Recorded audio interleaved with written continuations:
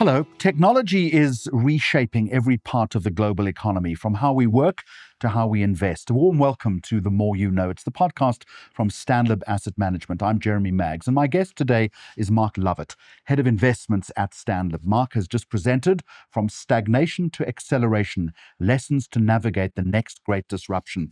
It's a compelling look at how generative AI is transforming the world of finance and whether this wave of innovation could also be sowing the seeds of the next market bubble. Mark, a very warm welcome to you. And your presentation begins with a line from the James Bond movie Skyfall. Let me just remind you, youth is no guarantee of innovation. Age is no guarantee of efficiency. Now, we can either talk about your favorite Bond movie, or you can tell me what that quote tells us about the mindset that is needed these days to navigate disruption. I sense you'll go for the latter.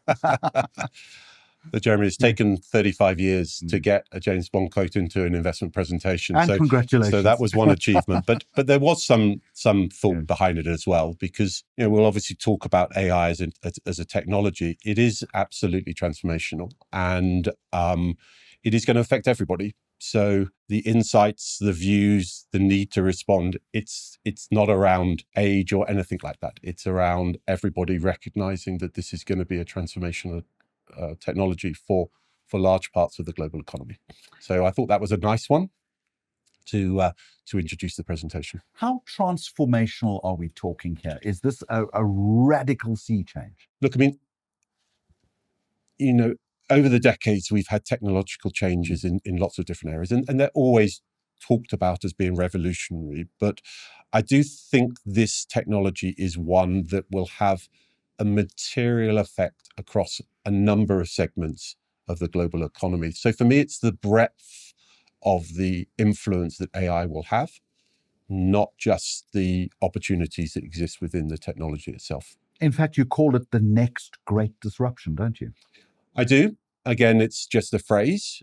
But if you think about what AI, and we're in the foothills of AI at the moment, not so much in terms of the investment that's going into it, but certainly in terms of the applications. And we're in the foothills, but you can still witness what a dramatic effect it will have on the global economy. And unlike other technologies, which have perhaps been in the manufacturing sector or the retailing sector, where there's a real dominance of the effect of the technology, for me, this is one that is across the broad spectrum of the global economy, but most noticeably the service sector. Now, my middle son works in the advertising industry, and he's already seeing the effect of AI completely transforming that industry, even though we're at the relatively early stages of its development. So yes, it's that breadth that makes it a real disruptor across large segments of the economy. Now let's thread that back to the market if we can. You've lived through 3 major market cycles. Against the canvas that you've just painted for me now about the disruption era, what makes this one different? And let me throw the word difficult in as well. Look, I would recalibrate your question to some degree in that I've actually worked through a number of different market cycles, but I've worked through what I would call 3 major bubbles. And that's from the Japanese commercial property bubble in the late 1980s, the internet.com bubble in the mid and late 1990s, and then obviously the US residential boom and bust and the subsequent GFC in 2008. So personally witnessed what people have always described as once in a career type bubbles. Now, the fact that there's been 3 of you tells you they're not once in a career. And I think although those bubbles are never identical, there are traits from each of those ones that you can learn from. And that's really what I think is important in terms of trying to learn those lessons from previous cycles in terms of what might unfold with this technology, and most importantly, what might happen in terms of financial markets and how they incorporate this technology into share price performance. Are we in a bubble right now, do you think, or a potential bubble right now? Well, I will answer the question, but I'll start with context, because the one bubble that this resonates with is the dot-com internet bubble of the mid and late 1990s. There are definite echoes of this cycle compared to that one, both in terms of the technology development, but also in terms of how the financial markets have developed. And we can perhaps touch on that a little bit more later on. But that, for me, is the comparison that we need to look at. Now, in terms of are we in that financial market bubble? I would say, yes, we are at a stage of that financial market bubble. But the problem with those type of market environments is that those can go on for a long time. And it doesn't feel to me that we're at the tail end of that bubble, but we're somewhere in the development of that, what I would call over-enthusiasm towards a trend, which can go on for a period until the bubble bursts. So I'm sort of caveating it a little bit. I think we're definitely developing some bubble-like traits, but I don't think we're at the stage in which it's, going to conclude with a big bust. So how does the asset management industry then need to either recalibrate its mindset or start applying new protocols and principles? What I'm asking you is, how are you changing your thinking right now? Look, I think what you have to do is to be very focused analytically in terms of what's going on, because there's a lot of news and there's a lot of hype that goes around every single announcement that occurs within AI. And I think it's important to try and keep a degree of objectivity about trying to understand what goes on, the investments which are taking place, the return expectations that can come from that.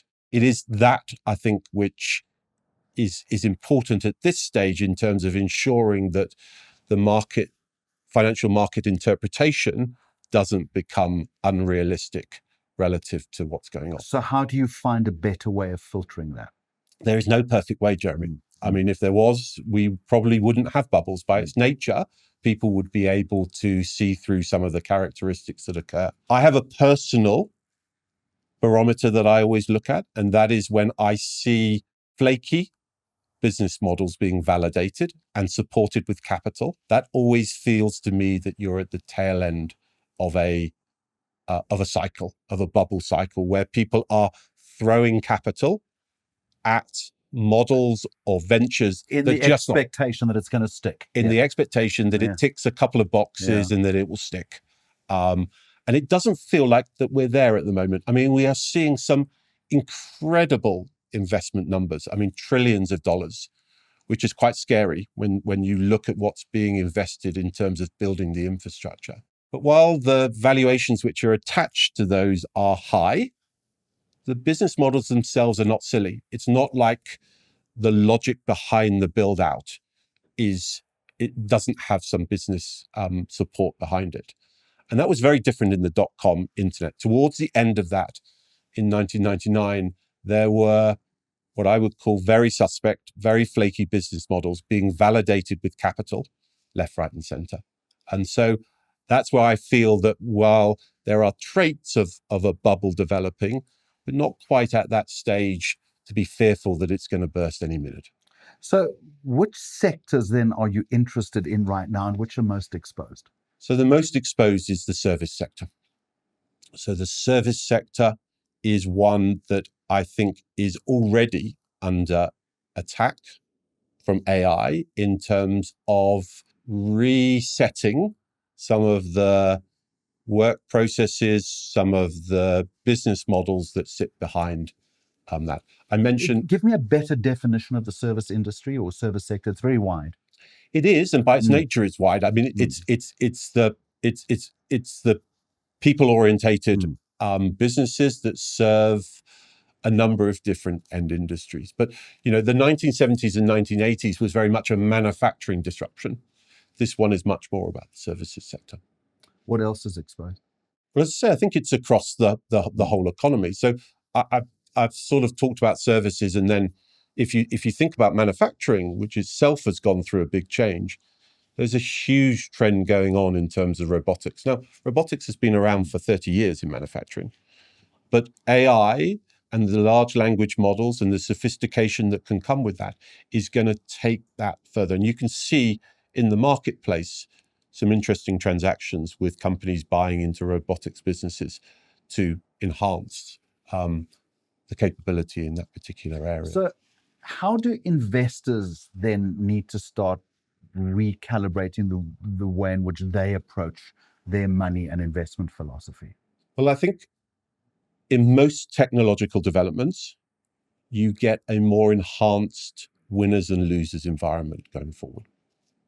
And I think that will be exactly the same in this technology. What you're saying is the risk is more pronounced. The risk is more pronounced, even within subsectors, that good management teams are the ones which will navigate this technological development and put their businesses on a firm footing to be successful going forward. So for me, it's going to be about identifying the winners and losers.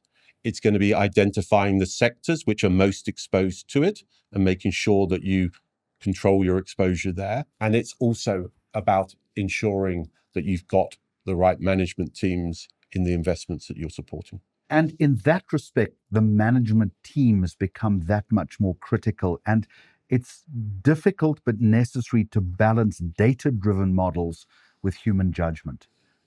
It's not one or the other at this point, is it?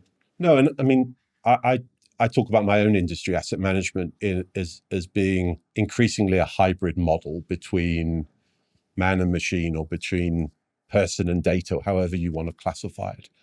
And that is an environment that I think is going to be prevalent across a lot of industries where, and look, it's been a trend for the last 20 years in terms of increased data usage in a lot of industries, but that's just going to accelerate substantially. And, if I talk about asset management, because that's the one that I have the detailed knowledge on, I certainly see an environment in which the asset management industry is much more of a hybrid between data-driven, AI-driven insights and work processes, but also the importance of human insights and intervention in terms of creating products that can deliver the alpha that people And want. it's also going to focus sharply on investment performance.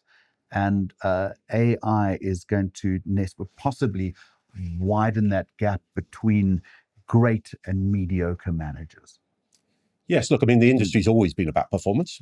But it's become maybe that pronouncement is a little bit sharper now. It could do. Yeah. It could do. I think it is. I think the focus between winners and losers will become more intense, and it will drive people's focus in terms of how that performance is being delivered, how people are using technology to enhance what their investment managers, their analysts are doing as a day job.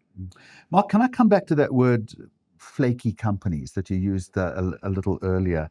How can investors separate genuine technological revolution from market hype and that flakiness that might come at the fringes? Incredibly difficult, because when you're in the height of a bubble, it's very difficult to disaggregate between the business logic that every chief executive will be involved in terms of how they're taking their business forward, and what is fashionable, what is causing people to respond positively, which sometimes can be just, words and phrases rather than. But are there not basic rules that you should be applying?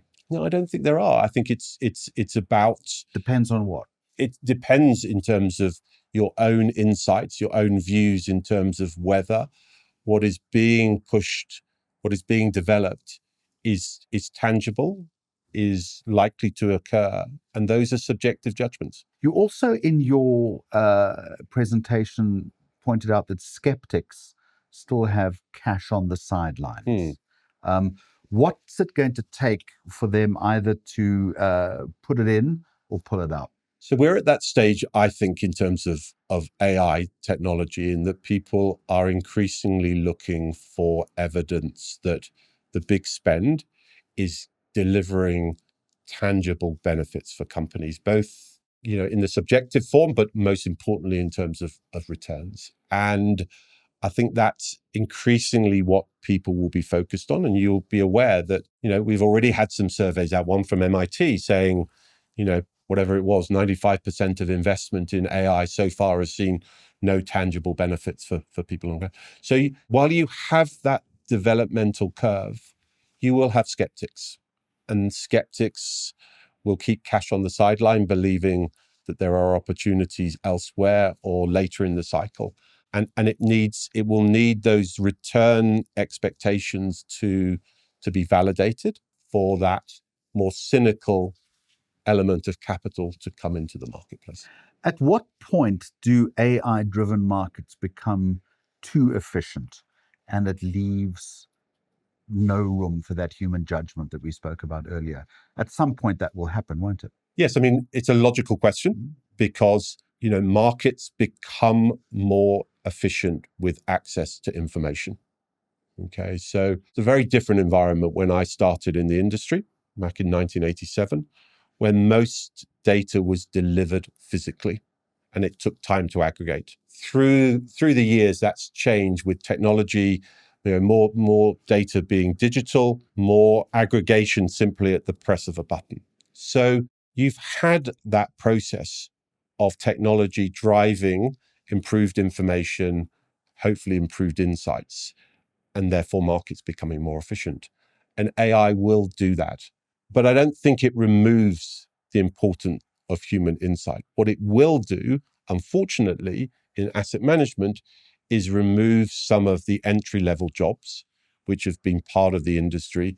And the type of jobs when I started as an equity analyst, you learnt at the coalface, and you learnt through doing those grunt work, which is now going to be replaced by AI. And that means that you're going to lose an element of employment in the industry. You end your talk by urging investors to, and I quote, embrace, adapt, and improve. Embrace, adapt, and improve. What does that look like in practice? So I'm a born optimist. So when I look at things and when I look at through history in terms of technological change, everyone is so pessimistic at the time. But actually humans have a fabulous capacity to evolve with what's in front of them. So I'm a big believer that both in your professional life and in your personal life, technology is a massive stimulant to improvement. And that occurs if you are prepared to adapt, integrate these things into the way that you operate, and ensure that results in an improved outcome. And that's why I use those three phrases as really just a touchstone to say, this shouldn't, as a technology, it should be viewed as exciting, not in a defensive way that some people want to think about technological development. Let me end with this. Is there one piece of advice that you would give to a young professional building their career in an AI transformed asset management industry, such as we've been speaking about? Yeah, it's a great question. And obviously I've got 3 children, young adults, not in this sector, but it's the same type of question that you need to be asking. And I would say from 2 different perspectives. I think in terms of people entry level coming into the industry, I think they're going to have to recognize that the traditional training ground might not be as robust as it's been historically. Those entry jobs that I've talked about as an investment professional those commoditized processes will probably be taken over by technology. So if you're coming into the industry, to a degree, you're going to have to drive your own training and your own experience through that. It's not going to be as comfortable a path as it was in my time. So that's, I would say, entry level. I think if you then talk about people in their 30, 35, whatever it is, still young, I think that very much goes back to what I just talked about, which is you've really got to embrace this technology in terms of how it can improve how you operate as an investment professional, and having your head in the sand that, things can carry on as they've been. I just don't think it's the right way. Other people will use this technology, and to be competitive, you have to move forward with it. With the caveat that you have to be nimble and flexible, because probably what you learn a month ago is not going to necessarily apply in real time, and it will change all the time. And that's an exciting road to walk, isn't it? It is. I mean, let's just make sure. I mean, it doesn't mean the end environment changes. Okay. But what it means is that it could be more fluid. The building blocks are changing. Yeah. And you might have to be able to adapt quickly to make sure that you stay on top of it. And that's where we are going to leave it. Mark Lovett, Head of Investments at STANLIB Asset Management. Thank you very much. Thanks, Jeremy. Thank you very much indeed. Now, generative AI is more than a buzzword. As Mark has reminded us, it's a powerful force that will transform how we work, invest, and interpret risk, creating new winners, new losers, and new ways of thinking about value. My thanks to Mark Lovett, Head of Investments at STANLIB Asset Management, for his insights. This has been The More You Know from STANLIB, where sharper conversations lead to smarter investment decisions. Till next time, from me, Jeremy Maggs, goodbye, and thank you for watching. STANLIB Asset Management Pty Limited is an authorised financial services provider in terms of the FAIS Act. This content should not be construed as advice.